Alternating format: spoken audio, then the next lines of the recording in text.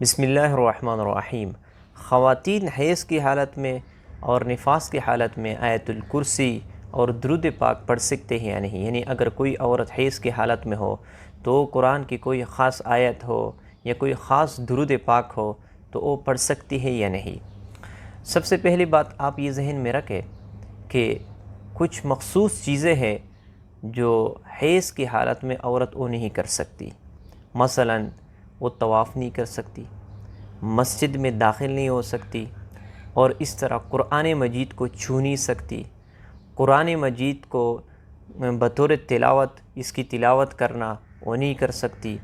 تو یہ چند چیزیں ہیں جو حیض کی حالت میں خواتین پر منع ہے کہ وہ یہ کام نہیں کرے گی۔ اس طرح وہ شوہر کے ساتھ ہم بستری نہیں کر سکتی۔ تو یہ کام ہے جو خواتین حیض کی حالت میں نہیں کر سکتی۔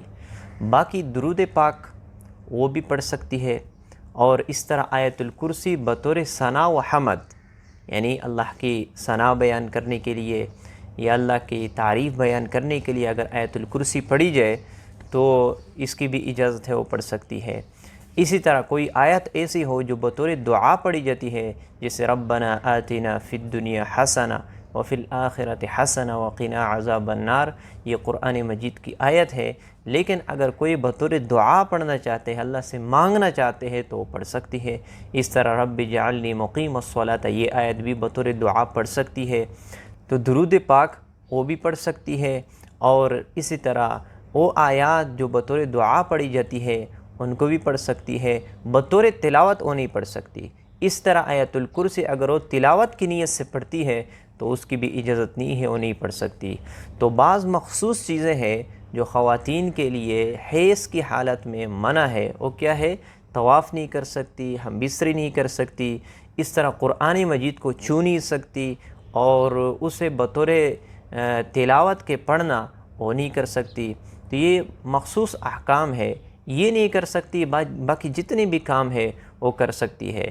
زمانے جاہلیت میں تو لوگ اپنی بیوی کے قریب بھی نہیں جاتے تھے، جب وہ حیض کی حالت میں ہوتے تھے وہ بہت دور چلے جاتے، لیکن اللہ رب العزت نے آیات نازل فرما دیے کہ نہیں، بلکہ آپ اس کے ساتھ کھا بھی سکتے ہیں، باتیں بھی کر سکتے ہیں، اور وہ کھانا بھی پکا سکتی ہے، اجازت ہے۔ لیکن یہ مخصوص احکامات ہے وہ نہیں کر سکتی، باقی سارے کام کر سکتے ہیں، ذکر کر سکتے ہیں، اور اس طرح دعا مانگ سکتی ہے، کوئی وظیفہ کر سکتی ہے۔ تو یہ احکامات اس کے لیے حکم ہے، وہ کر سکتی ہے۔ باقی تلاوت ہے اور قرآن مجید کو چھونا ہے اور نماز پڑھنا ہے، یہ ان کے لیے منع ہے، یعنی یہ کام نہیں کر سکتی۔ باقی جتنے بھی اذکار ہے، وظائف ہے، سب کر سکتی ہے۔ تو یہ حکم ہے خواتین کے لیے حیض کے بارے میں۔ اور یہ بعض لوگوں نے یہ بات مشہور کی ہے کہ عورت حیض کی حالت میں جب ہو تو کوئی وظیفہ نہیں کر سکتی، تو یہ بات بھی غلط ہے، وظیفہ بھی کر سکتی ہے اور اس طرح ذکر بھی کر سکتی ہے، تو یہ منع نہیں ہے۔ تو مجھے امید ہے کہ آپ لوگوں کو یہ مسئلہ سمجھ میں آ چکا ہوگا۔ مجھے خاص دعا میں یاد رکھنا، اللہ تعالی ہمیں اس پر عمل کرنے کی توفیق عطا فرمائے۔